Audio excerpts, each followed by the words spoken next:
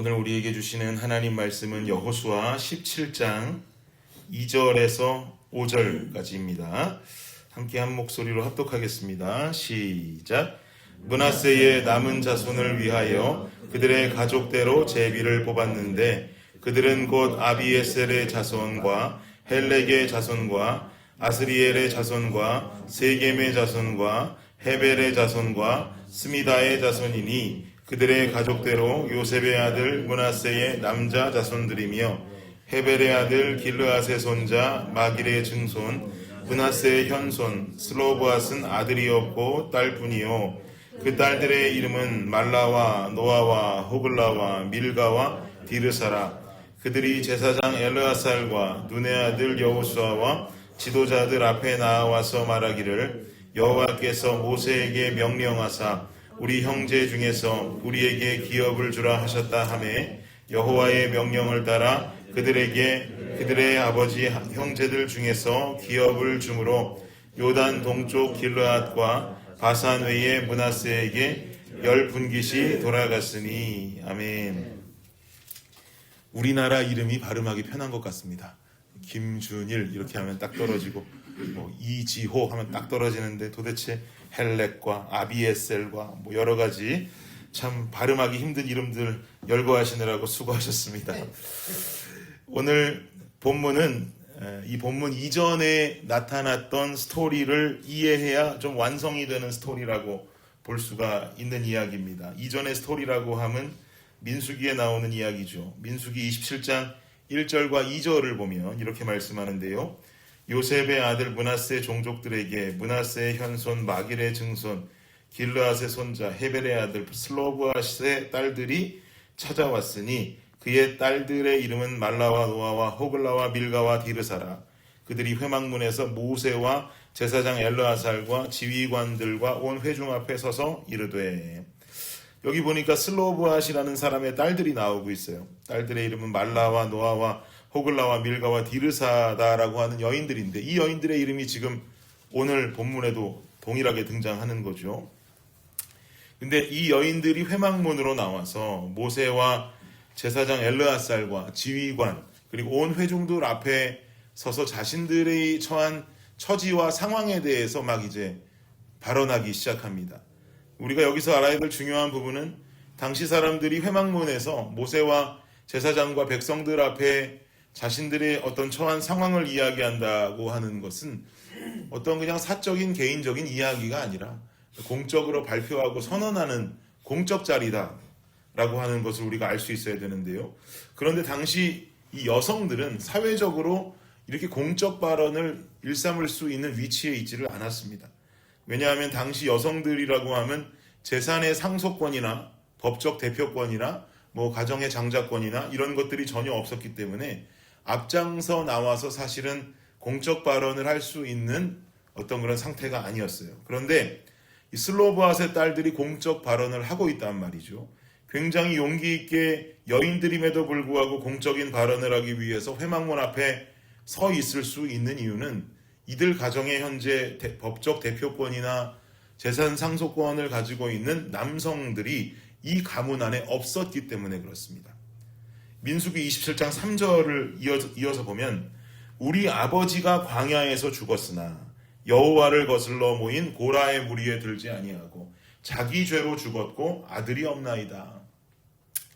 당신도 알다시피 우리 아버지는 광야에서 죽었어요. 그런데 하나님의 뜻을 거슬러서 하나님의 심판으로 죽게 되는 고라의 무리가 죽게 될 때 아버지가 죽은 것은 아닙니다. 그러니 슬로브앗 가문은 하나님의 심판으로 죽어진 가문이 아니니 계속해서 이어져야 되지 않겠습니까? 그런데 우리 아버지에게는 아버지도 없고 현재 아들도 없어요. 그러니 우리에게는 이렇게 해주셨으면 좋겠습니다라고 딸들이 공적 발언을 하는데 뭐라고 말하냐면 어찌하여 아들이 없다고 우리 아버지의 이름이 그의 종족 중에서 삭제되리이까? 우리 아버지의 형제 중에서 우리에게 기업을 주소서 하매.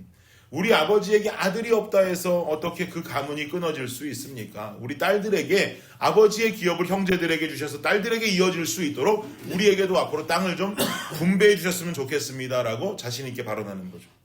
그러자 모세는 이 문제를 가지고 하나님께 아뢰입니다. 왜냐하면 아들이 없는 가정의 재산을 상속하는 율법은 정해진 바가 없었기 때문에 그래요. 그러니까 새로운 율법을 제정하기 위해서 모세는 하나님의 말씀을 따르기 원하는 마음으로 기도하고 주님께 여쭙는 거죠. 결국 하나님께서는 어떤 답을 내리시게 되는가? 7절에 보면 그 답이 나오게 되는데 그 내용인 즉슨 슬로브앗의 딸들의 의견이 맞다는 거예요. 그러니 슬로브앗의 딸들에게 기업을 주어라. 이 사건이 있은 후에 오늘 본문은 실제적으로 여호수아 시대가 되어서 모세 때 있었던 일이 여호수아 시대에 와서 가나안에 들어와 그 땅을 실제적으로 분배하는 상황으로 이어지는 거죠. 그래서 오늘 본문 3절로 다시 한번 보면 슬로브와 딸들의 이름이 또 한번 거론되는 것입니다. 이 딸들이 있는데 그리고 이어지는 4절 보시면 4절 다시 한번 읽죠. 시작.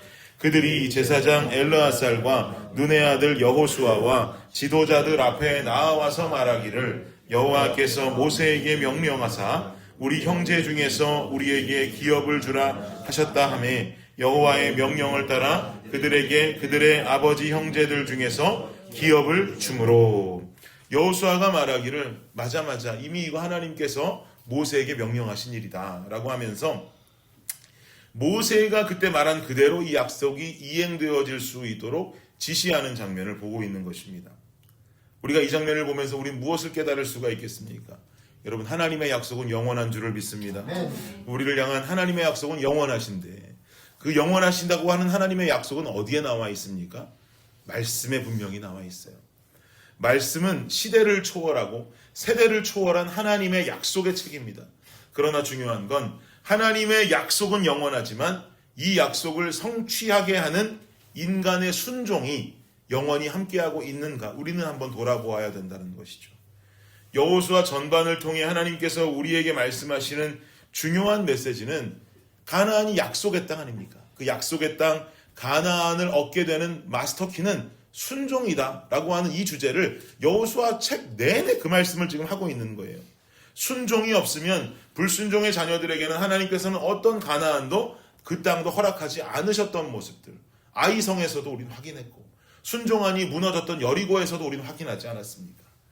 그래서 말씀대로 따라가는 삶 우리가 지키기 어렵다 할지라도 우리가 그렇게 살아가기 참 어렵다 할지라도 말씀대로 따라가는 삶을 살아가는 것이 이렇게 중요합니다. 말씀대로 살아가는 순종의 삶을 살 때 하나님께서 우리에게 주신 약속의 문이 열리게 될 줄을 믿습니다. 그런데 그렇게 살기가 너무 힘들어요. 어떻게 말씀대로 살 수가 있어요? 내 마음이 동하지가 않고 그리고 말씀대로 살아간다라고 하는 거 주님 말씀이 순종하기 참 어려운 말씀들이 너무나 많은데 어떻게 그렇게 살아갈 수가 있겠고 어떻게 그것을 계속 기억하면서 때때마다 그렇게 주님 말씀대로 살아갈 수가 있겠습니까? 그래서 우리는 자꾸 생각나게 하시고 깨닫게 하시는 성령 그 성령과 함께 걷는 삶을 살아야 되는 것입니다. 인생을 홀로 걷지 마세요. 인생을 홀로 살아가지 마십시오. 늘 함께하고 계시는 성령을 인식해야 됩니다. 우리 안에 살고 계시는 성령 그분과 함께 걷고 그분과 대화하며 그분의 뜻대로 살아가려고 하는 그분을 인식하고 그분의 존재와 함께 살아가는 삶을 우리는 살아야 되는 것이죠. 그래야 성령께서 우리에게 깨닫게 해주세요. 주님아 지금 순종할 때다. 주님아 지금 말씀대로 할 때이다 라고 알려주신다라고 하는 거죠. 우리는 말씀대로 순종하는 삶 성령을 인식하지 않으면 살아갈 수가 없는 겁니다. 그래야 약속의 문이 열리는 것이에요. 찬송으로도 부르지 않습니까? 주의 약속하신 말씀 위에서 영원토록 주를 찬송하리라. 소리 높여 주께 영광 돌리며 그 다음 뭐예요? 약속 믿고 굳게 서리라. 할렐루야. 약속 믿고 주어진 말씀 위에 굳게 서서 오늘도 그 말씀 순종할 때 주님 열어주시는 수많은 약속의 문들 그리고 약속의 땅을 향하여 한 걸음 한 걸음 힘있게 나아갈 수 있는 여러분의 오늘 우리 블레싱 모든 성도님들의 오늘 하루 되시기를 예수 그리스도의 이름으로 축원합니다. 기도하겠습니다.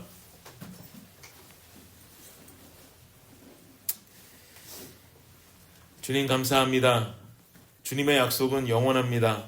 영원하신 약속을 믿고 우리가 주님 말씀에 순종하는 삶을 살아야 될 것인데 주님 그렇게 산다는 것이 참 힘듭니다.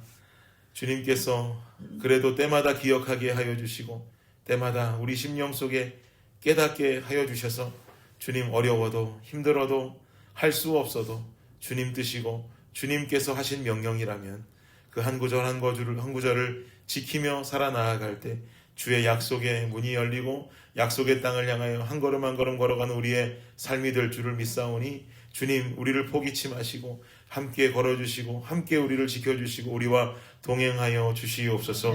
그러함으로 한 걸음 한 걸음을 주와 함께 살아가며 주를 위해 살아가며 주를 향해 살아가는 우리 모든 성도님들의 삶이 되게 하여 주시옵소서. 감사합니다. 예수님의 이름으로 기도드립니다.